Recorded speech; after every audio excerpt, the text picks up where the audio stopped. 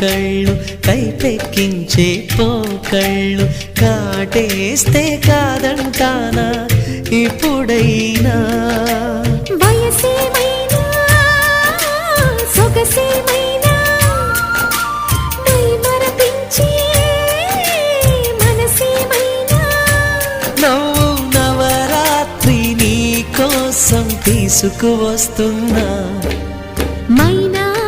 ఏమైనావే మన్మథ మాసం అయినా ఎంతైనా ఇది మెత్తని మోసం